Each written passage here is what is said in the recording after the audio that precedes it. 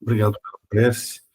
Bom, nosso Evangelho no Lar hoje é simples. Nós vamos tratar do livro, continuar o estudo do livro Pensamento e Vida, falando sobre o sentimento de culpa. Jesus nos alertou sobre a necessidade de resolvermos a nossa vida de forma honesta, simples, principalmente nos reconciliando com as pessoas.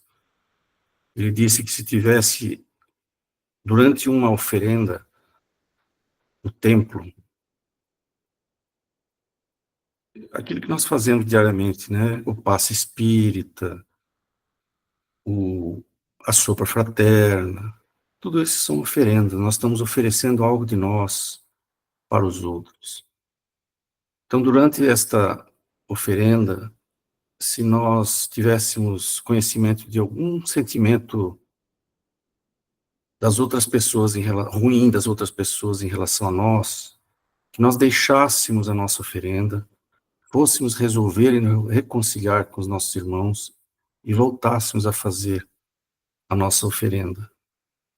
Então é bastante profunda essa reflexão de Jesus, da importância de reconciliar não só com os outros, mas nos reconciliarmos com nós mesmos através do perdão, do auto-perdão, que está muito relacionado à culpa. No livro Pensamento e Vida, o Emmanuel fala que a culpa é quando nós falhamos com o nosso sentimento de dever, tanto o nosso sentimento de dever que nós nos impomos com a sociedade, ou o sentimento de dever maior, que é com a consciência e o dever moral que nós temos dentro de nós interiorizamos, que nós recebemos. Então, esse sentimento rompe com as leis naturais, as leis de Deus, e nos perturba o equilíbrio, a harmonia do corpo, do espírito, da alma, do perispírito, de todos os corpos, de todas as mais profundas áreas do nosso ser, levando a problemas sérios para nós, psicológicos, físicos, porque a culpa é seguida muitas vezes do remorso. O remorso e a culpa, ela permanece muito tempo, e se ela não é digerida psicologicamente, ela se transforma em um remorso, e depois do remorso para o arrependimento. A culpa, num sentido maior, ela pode ter um significado bom, vamos dizer, a culpa que nos faz crescer. O sentimento de culpa é interpretado de uma forma que nos faz crescer. A culpa favorável para a nossa autoiluminação. Ou uma culpa, um sentimento de culpa que é tóxico, que é ruim, quando persiste muito tempo, nós não digerimos não pensamos e não trabalhamos aquele sentimento, então nós vamos causar problemas sérios ao nosso ser. Então, a culpa favorável, esse sentimento impossível, nós, em algum momento, nós sentimos um sentimento de frustração, de culpa, por menor que seja. Naquele livro do André Luiz, Os Mensageiros, que nós estudamos o ano passado, os primeiros capítulos dele são muito interessantes, porque eles tratam do sentimento de culpa dos médiums, depois desencarnados. Os 7 primeiros capítulos do livro, cada capítulo trata de um sentimento de culpa, de frustração, pela falha no seu trabalho como médium, como doutrinador, não só médium, mas como doutrinador também. Um dos indivíduos não era médium, mas ele veio com a missão de doutrinar e de esclarecer, e ele se deixou levar por sentimentos alheios, né, de poder, de conhecimento, de sabedoria, falsa sabedoria, de conhecimento, se envaideceu, cresceu, e afastou do seu propósito. Então, após o desencarne, esse sentimento de culpa ele é muito severo, muito impactante nos nossos espíritos, a tal ponto que pode levar ao que Emmanuel fala aqui de sombras ou degenerações na nossa mente e no nosso corpo perispiritual. E ao reencarnarmos, nós trazemos marcas desses sentimentos muitas vezes, se não for resolvido, Então, o sentimento de culpa, ele é proporcional ao tempo que nós alimentamos a culpa. Assim como o fumo. Emmanuel fala que o tempo para o perispírito se desvencilhar do efeito tóxico do cigarro é o tempo que o indivíduo fumou. Então, se a pessoa fumou 20 anos, lá do outro lado, ele vai levar 20 anos aproximadamente para que o perispírito se limpe novamente dos efeitos tóxicos do cigarro. A culpa é a mesma coisa. Então, vamos falar um pouco da culpa favorável. Ela é importante porque ela é entendida assim para as pessoas que buscam o autoconhecimento, a autoanálise, buscam entender a vida num sentido maior. Então, em relação à frustração, uma falha, um equívoco que nos provoca um sentimento de culpa, nós devemos aprender com essa situação. Primeiro, identificar, reconhecer que houve a falha e tratar de uma falha, e humildade também, porque o sentimento de ausência de humildade, o sentimento de prepotência, de preponderância, de como nós dizemos normalmente, o sentimento de orgulho muito grande, nos deixa cegos e faz com que nós não conseguimos ver o nosso erro. Então, tem que haver um sentimento de humildade sempre, de olhar, olha, errei, reconheço, vou tratar desse assunto, reparando o erro, e não só reparando, porque errar é reparar, errar é reparar, errar é reparar, não é um crescimento. Vou reparar e vou procurar não fazer mais isso, trabalhando esse aspecto da minha vida, ou desse aspecto da lei divina que eu estou ferindo.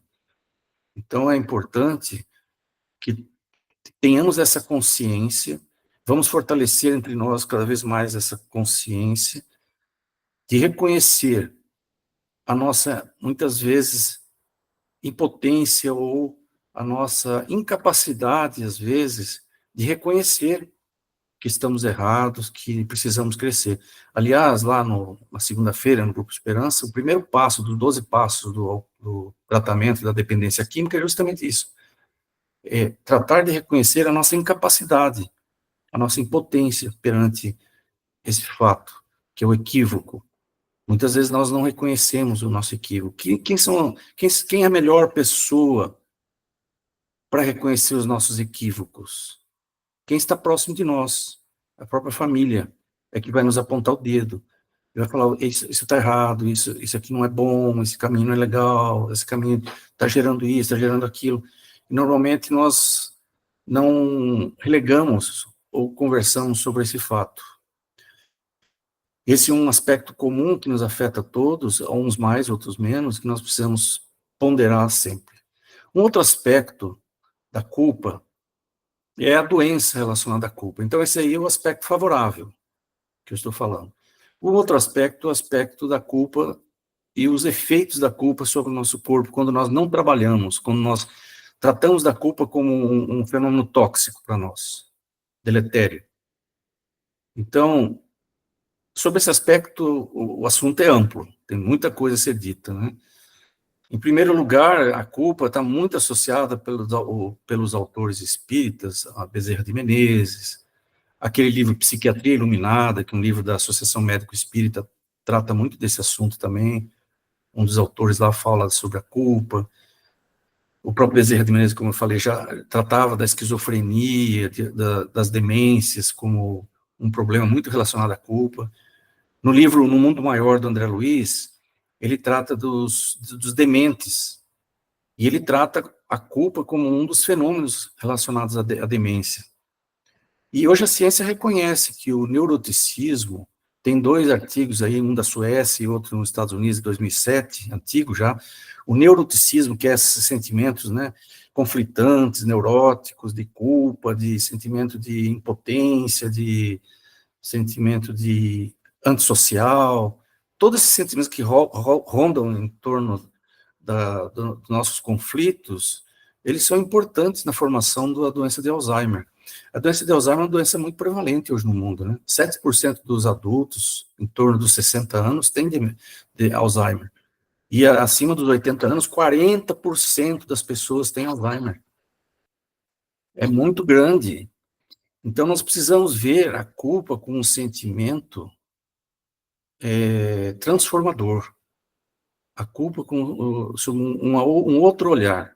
os equívocos e os nossos erros, e o que gera, isso aí geralmente é a sensação de frustração, etc., como muito uma necessidade de transformação.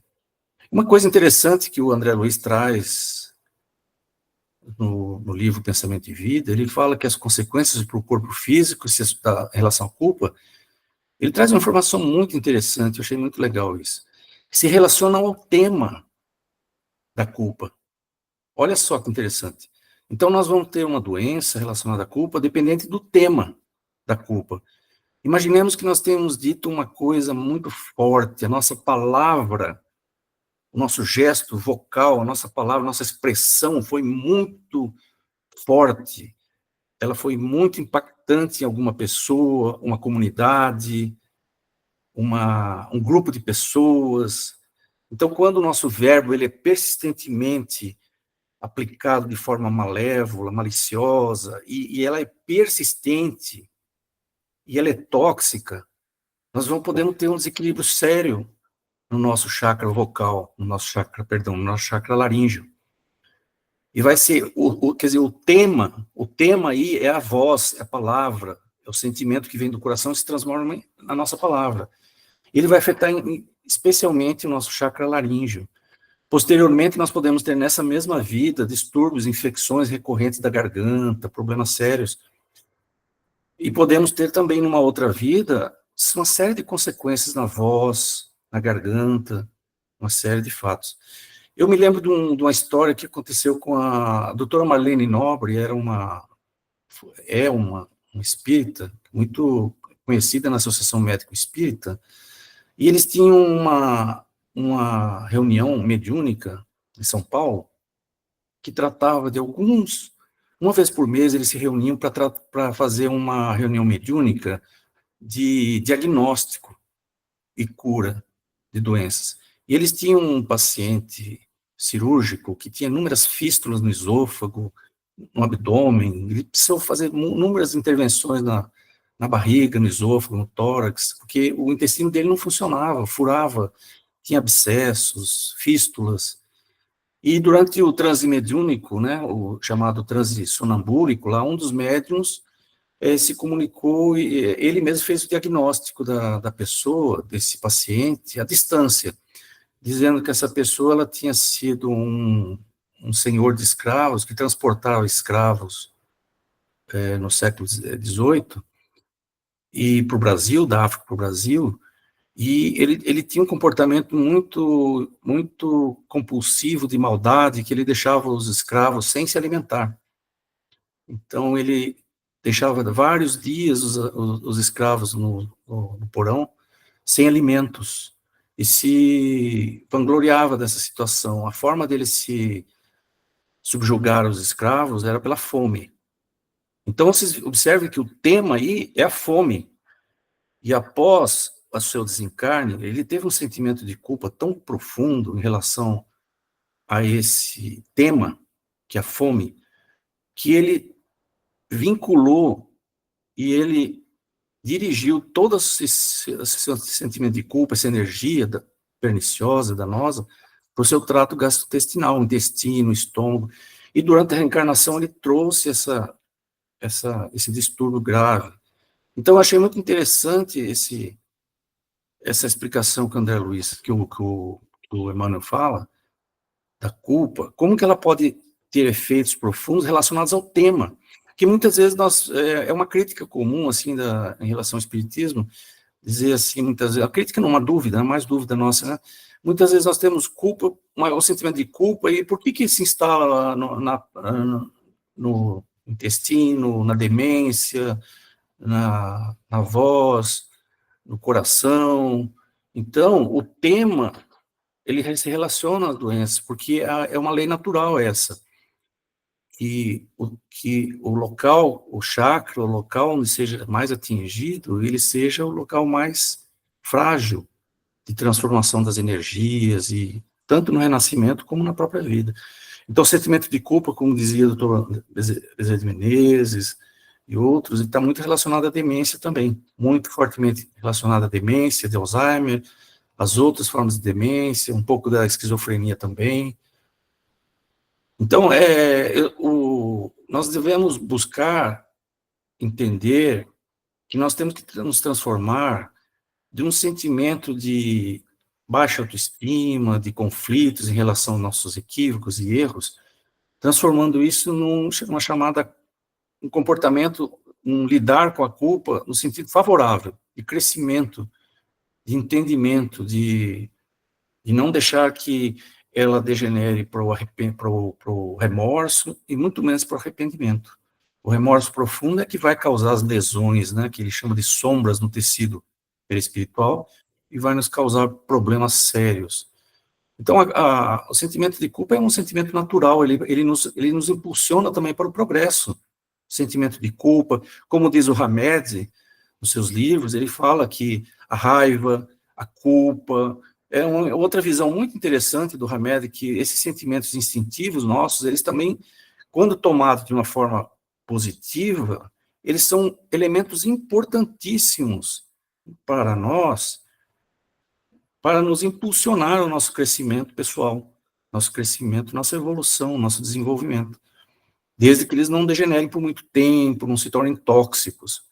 Então, nós precisamos transformar esses sentimentos de culpa tóxica num sentimento, e cada vez mais lidar com nossos sentimentos de equívoco, de erros, não degenerar para culpa, muito menos ainda para remorso e muito menos para arrependimento, mas tratar de uma forma adulta, no sentido de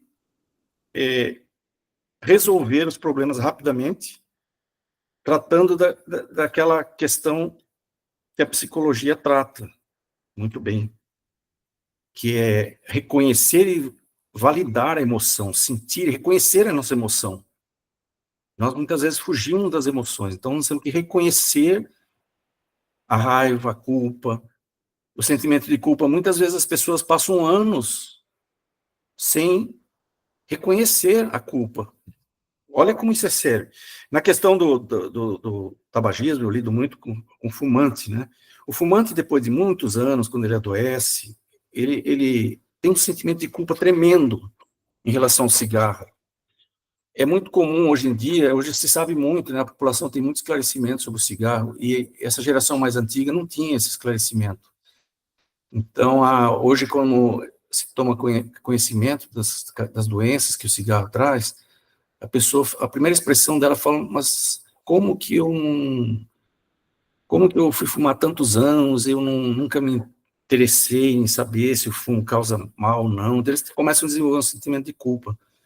Aí, além do efeito da doença do cigarro, nós temos o próprio cigarro já é um risco, um fator de risco para a demência.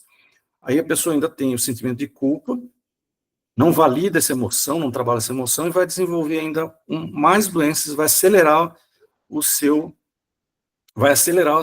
muitas vezes, o quadro de demência.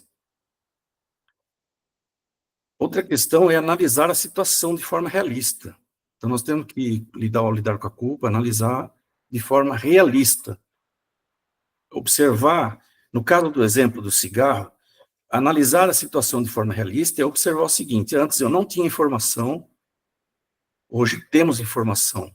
Então, se hoje temos informação, vamos analisar de forma realista. Eu tenho que enfrentar hoje, parar de fumar e ver que o que passou, passou, e que agora temos que buscar outras formas de tratamento e tudo mais, e não ficar de maneira tóxica relacionados ao passado. Não sei se alguém levantou a mão aí, eu escutei um. Ok. Então, essa é uma questão séria. Outra é assumir a responsabilidade pela ação. Negar constantemente o erro, o equívoco, e ter culpa e negar constantemente as ações, isso não traz benefício nenhum para nós. Temos que assumir a responsabilidade pela ação para crescer. A questão de buscar uma reparação, se necessário, é sempre complicado. Nem sempre nós conseguimos buscar reparação. Mas olha, voltando à questão do cigarro, a reparação pode ser realizar exercícios, melhorar a alimentação, buscar a meditação, atitude mental. Você repara boa parte do estrago que foi feito. E não não assumir a responsabilidade pelas ações. Então, a culpa, como diz Emmanuel, projeta energias dilacerantes do nosso corpo. Ele fala que a culpa gera como se fosse um abscesso mental. E esse abscesso mental, o que é um abscesso? O abscesso no nosso corpo é uma quantidade de pus, algo que fica localizado, uma sujeira que fica junta, localizada. Então, nossa mente fica como se fosse um monoideísmo de culpa. Todos nós espíritas sabemos que tem a ideia do monoideísmo, né? O monoideísmo, quando a pessoa pensa só em uma coisa, uma vingança, pensa só em um determinado efeito. Tem o monoideísmo do desejo, a pessoa só deseja certas coisas, ela pensa ali apenas naquilo o tempo todo, então ela forma como se fosse um obsesso mental. E tem um, que eu chamaria de monoideísmo da culpa, ela só pensa em relação ao seu equívoco, que aquilo não poderia acontecer, não aceita, não pensa de forma realista, não assume o erro, então ela forma como se fosse um monoideísmo da culpa. Aquilo forma como se fosse um abscesso mental, esse abscesso mental, igual no nosso corpo, ele intoxica o perispírito, e ele causa um desequilíbrio na nossa fotosfera, ou chamado aura também, né? Então, muitas vezes, a pessoa que tem muita culpa, ela fica, assim, muito propensa a se irritar facilmente, a perder o equilíbrio, a entrar numa situação de mágoa frequentemente com os outros. Ela ainda enfraquece mais ainda o seu corpo energético. Fica mais favorável à influência dos outros. Porque, como a Emmanuel fala, você numa situação dessa, nós numa situação dessa, nós nos juntamos a outras pessoas que têm essa fotosfera, essa aura desequilibrada nesse sentido, e acaba havendo um vínculo ali, e as pessoas entram em choque, se irritam umas com as outras, têm mágoas. Então, é necessário que tratemos da culpa com muita seriedade, através desse aspecto de observância da parte psicológica da culpa. É muito frequente estar muito atento a essa questão. E observar também que na mediunidade, qualquer sentimento de culpa ainda pode se converter numa situação pior ainda, porque pode sofrer influência externa, e aí piorar ainda mais a situação, devido à sensibilidade maior. Então, eu acho que é isso que eu tinha para falar hoje, tocar nesse assunto da culpa, que é sempre bem-vindo, porque todos nós temos equívocos na vida e devemos lidar com muita sabedoria em relação a esse assunto. Agradeço e deixo aberto aí a palavra para vocês. Obrigado.